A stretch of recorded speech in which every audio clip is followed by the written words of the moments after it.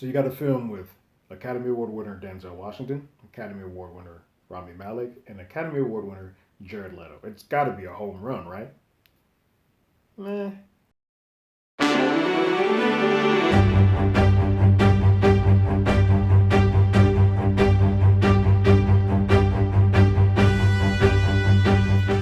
Hello, everyone. Terrence here with Hollywood Already Did It. And if you haven't already, go ahead and like, share, subscribe to the channel.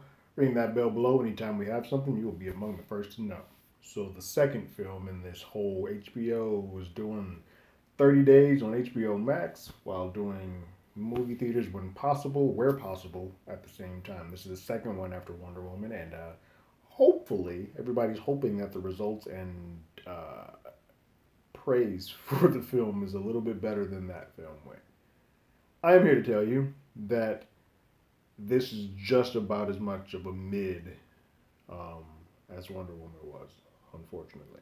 So, The Little Things is a new film from director John Lee Hancock, who has directed things like The Blind Side or Saving Mrs. Banks, but has also written things that are more in line with this, like Perfect World Eastwood was in, and Midnight in the Garden of Eden Evil.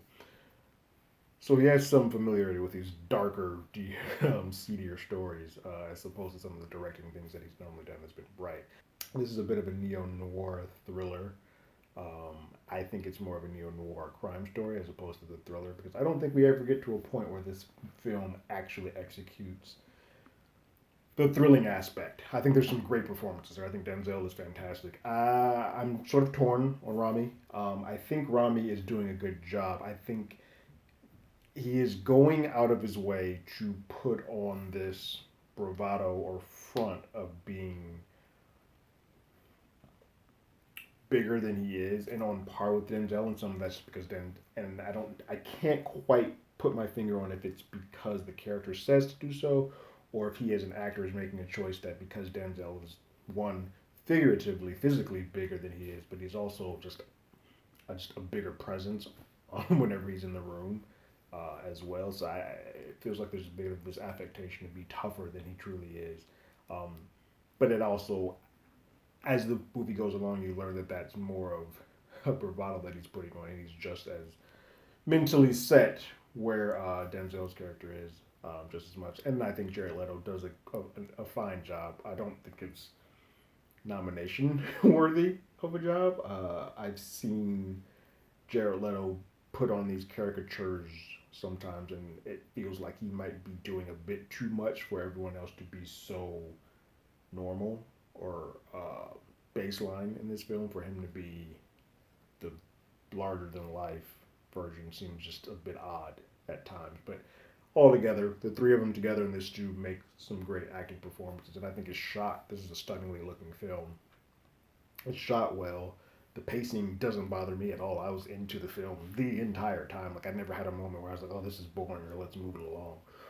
The problem comes in. I think when you one push this film as a thriller and have as much setup as this film does, the payoff on the back end don't lead itself to being that interesting. And so, whereas a lot of the time this film feels like it's heading in the way of Seven, it ends up in the way of like a typical made for television movie. I think if you had any other actors in this film, you could put this on TV and it'd be just as fine. But to have these three megastars putting on quality performances and this type of screenplay that they get to play with, there needed to be a little bit more meat on the bones on the back end of this to make the journey completely worthwhile and not get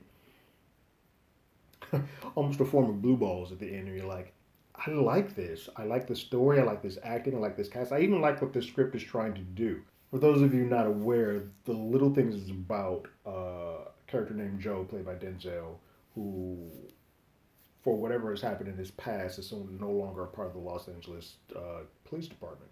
And so he returns to the town to get a piece of evidence for a case that he has back where he's at, and he winds up kind of back in the precinct that he was always around, and seeing quote unquote his replacement, played by Rami Malek, playing a character named Baxter, Jim Baxter, and they sort of get intertwined, the yin and the yang of each other. A lot of the poison and the way that Joe worked and took things home with him and let things get too big for him sort of start peeling away the layers of who Jim is. And we lead to see that the two of them are not nearly as different as we are led to believe. And then you throw in Jared Leto as Albert just being weird for the sake of being weird, and you kind of get an idea of the mix of everything. Um, all of them, when they're together on screen, apart from screen, the screen time feels good. The the the shot and the way it's shot looks good, but then you get to the final sequence, which almost feels like we're heading to a seven type of reveal, doesn't allow itself to happen. It's sort of a bit of a letdown.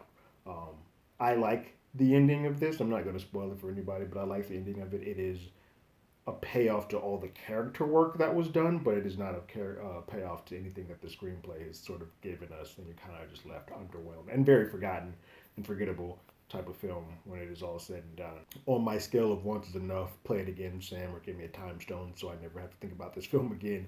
It's not a time stone character situation. I've seen a couple of Denzel's films that would put me in a time stone. One of them actually has the word time in it.